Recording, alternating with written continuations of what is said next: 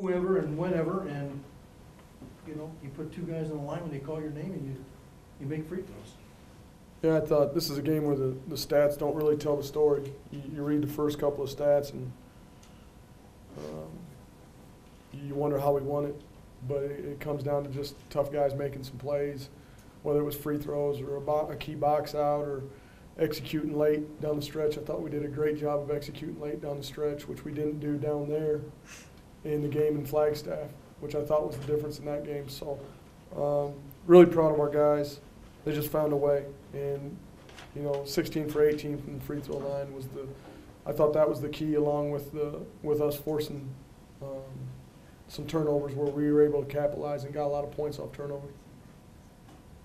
Did you think, you know, when they're bringing the ball in with 4.5 seconds, did you think about fouling, putting them on the line for 2 when you're up by 3?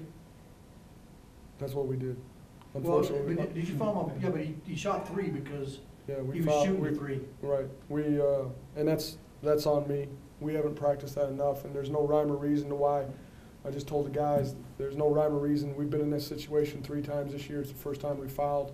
I've probably been in this situation 6 or 7 times as a head coach, and I can't explain it. I just got to go with my gut. And tonight it said foul, and you know, maybe Tim, I mixed up here. I mean, no, Tim fouled, and but he was shooting. Yeah, but that's on me because we have not practiced. You need to practice how to foul in that situation, and we have not done that enough to this point in our late game work at the end of practice. And so, you know, he's without Tim, we wouldn't have been in that situation.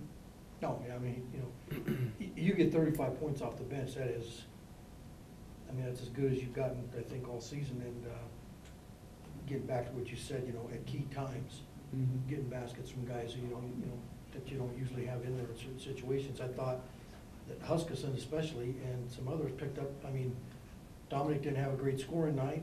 Cameron played with foul trouble most of the night, and you know, at that point, you know, guys like Cody McDavis and you know, other guys coming off the bench and giving you some quality minutes. Yeah, well, a game like that, it takes everybody. You know, to beat a team like NAU who's playing as well as they have coming in here, I think they've won 8 out of their last 9. It takes everybody, and everybody's got to step up and make plays. And I thought we did a great job of fighting through the foul trouble in the first half to only be down 2 when we were strapped with the foul trouble. I thought it was a great job by our guys just to keep it there, and I was happy with just being in that position. And I thought we did a good job of busting out to some leads, 6 or 7 point leads, I think, 2 of them in the second half. But then we just didn't communicate on a couple of possessions, and Yanku and Kaluna made us pay. Yeah, when you got to 6, is that what it was? Or some lack of communication to stretch out a little bit and have bad possessions? Yep. Is there a feeling of relief knowing that, you know, you're in? I know it'd be nicer to get as high a seed as you can, but at least you're in. That's all. No doubt. Like we've been telling these guys all week that we've been trying. We wanted to use this 3-game homestand as a situation to try to get better and get on a run and sharpen some things up. And I think we're doing that. We're not there yet. We still haven't played our best basketball. It's a big week ahead of us. You know, we got to ride the fine line between getting some of these guys healthy and keeping them fresh, but yet trying to sharpen up some things that are going to be a must for us to have a chance in the tournament.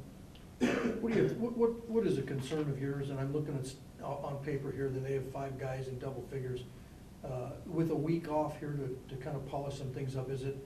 And I know your focus is defense and rebounds. Is it going to be to tighten defense even better? Yeah, we just half-court defense. Yeah, I mean that's been our Achilles heel all year.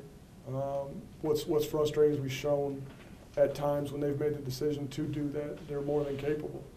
When they talk as a unit, we're as good defensively as any team I've had, including the team that won the championship. When they don't communicate and don't help each other out, then we're pretty poor defensively. So I think it's about showing them that we're capable, whether it's video or whatever, showing them that we're capable, showing the possessions where we do it, showing the possessions where we don't, and letting them understand that that's about it. I know it seems probably too obvious or too easy, but it is as simple as making the decision that you're going to talk and help each other out.